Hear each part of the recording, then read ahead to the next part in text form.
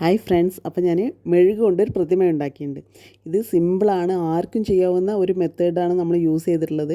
അപ്പോൾ അതിന് വേണ്ടിയിട്ട് നമ്മൾ മോൾഡിന് വേണ്ടിയിട്ട് ഒരു ചെറിയൊരു കൃഷ്ണൻ്റെ പ്രതിമ എടുത്തിട്ടുണ്ട്. നമുക്ക് ആർക്ക് വേണമെങ്കിലും ചെയ്യാം കേട്ടോ, ഏത് തിങ്സും നമുക്ക് ഇതേപോലെ ചെയ്യാം.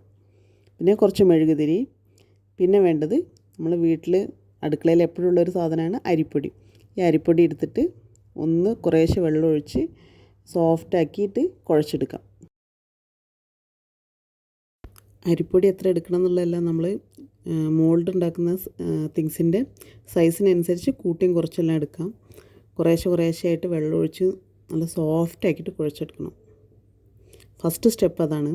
പിന്നെ നമ്മൾ മെഴുകുതിരി എടുത്ത് വെച്ചിട്ടുണ്ടായിരുന്നു. പിന്നെ ആ മെഴുകുതിരീൻ്റെ കൂടെ നമ്മൾ കളറിന് വേണ്ടിയിട്ട് നമ്മൾ കുട്ടികൾക്കെല്ലാം യൂസ് ചെയ്യില്ലേ, ക്രയോൺസ്, കുട്ടികളെല്ലാം കളർ ചെയ്യുന്ന ക്രയോൺസിൽ 2 ക്രയോൺസും കൂടി ഞാൻ യൂസ് ചെയ്യുന്നുണ്ട്.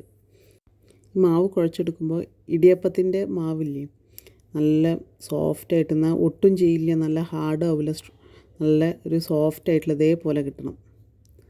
സോഫ്റ്റായിരിക്കും വേണം, എന്നാൽ നല്ല വെള്ളമില്ലാണ്ട് ഡ്രൈ ആവും ചെയ്യരുത്. ഈ രീതിയിൽ കുഴച്ചെടുത്തിട്ടുണ്ട്. ഇനി നമുക്ക് ചെയ്യാനുള്ളത്, നമ്മൾ ഇതിൻ്റെ മോൾഡിന് വേണ്ടിയിട്ട് ഒരു പാത്രം വേണം, ഈ മോൾഡ് തയ്യാറാക്കുന്നതിന് വേണ്ടി. അപ്പോൾ ഞാനൊരു സ്റ്റീലിൻ്റെ പാത്രം എടുത്തിട്ടുണ്ട്.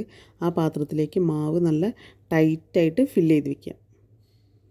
നല്ല ടൈറ്റായിട്ട് ഫില്ല് ചെയ്ത് വെച്ചിട്ടുണ്ട്.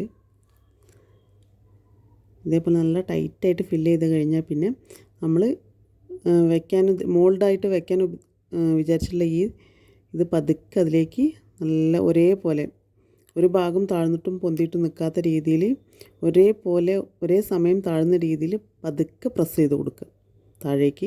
അങ്ങനെ താഴേക്ക് അതിലുള്ള ഡിസൈനും കാര്യങ്ങളെല്ലാം ആ മാവിൽ വരുന്ന രീതിയിൽ പതുക്കെ ഒരേപോലെ അമർത്തി കൊടുക്കുക. ഞാനത് പതുക്കെ താഴ്ത്തി വെച്ച് ഒരു 5 മിനിറ്റ് അവിടെ വെയിറ്റ് ചെയ്യാൻ വെച്ചിട്ടുണ്ട്. ആ സമയത്ത് നമുക്ക് മെഴുക് മെൽറ്റ് ചെയ്തെടുക്കാം. ഡബിൾ ബോയിൽ ചെയ്തിട്ടാണ് എടുക്കുന്നത്.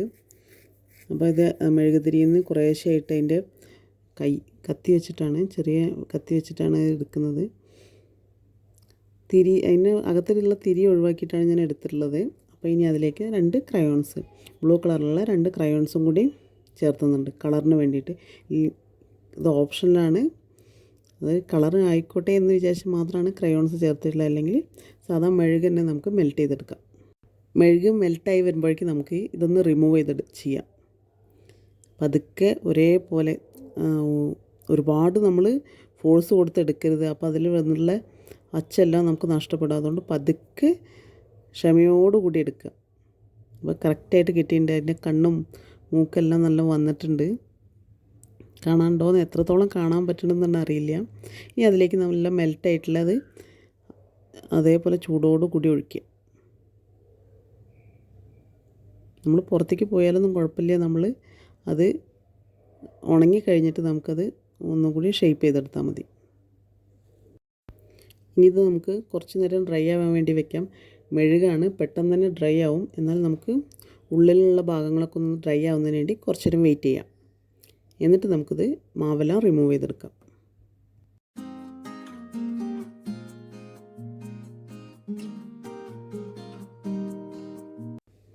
ഏതാനും 1 മണിക്കൂറോളമായി. അപ്പോൾ അത് നല്ല ഡ്രൈ ആയിട്ടുണ്ട്. മുകളിലുള്ള മാവെല്ലാം നല്ല ഡ്രൈ ആയി വന്നിട്ടുണ്ട്.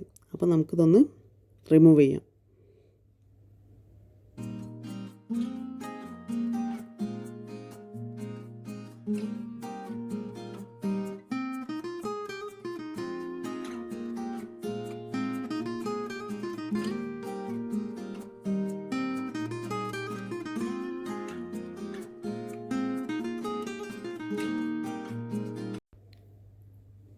പിന്നെ ഈ മാവെല്ലാം റിമൂവ് ചെയ്ത് കഴിഞ്ഞാലും നല്ല ശ്രദ്ധയോടുകൂടി വേണം ഇതൊന്ന് ക്ലീൻ ചെയ്തെടുക്കാനായിട്ട്. പല ഭാഗത്തും ഓരോ ഗ്യാപ്പുകളിലെല്ലാം ഒട്ടിപ്പിടിച്ച് നിൽക്കുന്നുണ്ടാവും. അപ്പോൾ നല്ലപോലെ തണുത്ത വെള്ളത്തിൽ തന്നെ കഴുകിയിട്ട് എടുക്കണം. നല്ല ലൈറ്റായിട്ട് നമ്മൾ ഈ പെയിൻറ്റിങ് ബ്രഷെല്ലാം യൂസ് ചെയ്തിട്ട് ഇതിൻ്റെ ഇടയിലുള്ള ഈ സൈഡിലെല്ലാം ഉള്ള മാവൊന്ന് നമുക്ക് ക്ലീൻ ചെയ്തെടുക്കാം. അപ്പോൾ ഇതാ ഞാനെല്ലാം നല്ലപോലെ ക്ലീൻ ചെയ്തെടുത്തിട്ടുണ്ട്. അപ്പോൾ ഇത്രയേ ഉള്ളൂ. നമുക്ക് വീട്ടിൽ തന്നെ ഇതേപോലുള്ള മനോഹരമായിട്ടുള്ള സംഭവങ്ങളെല്ലാം ഈ മെഴുകുതിരി വെച്ചിട്ട് തയ്യാറാക്കാം. അപ്പോൾ നിങ്ങളെല്ലാവരും ഒന്ന് ട്രൈ ചെയ്യണം കേട്ടോ.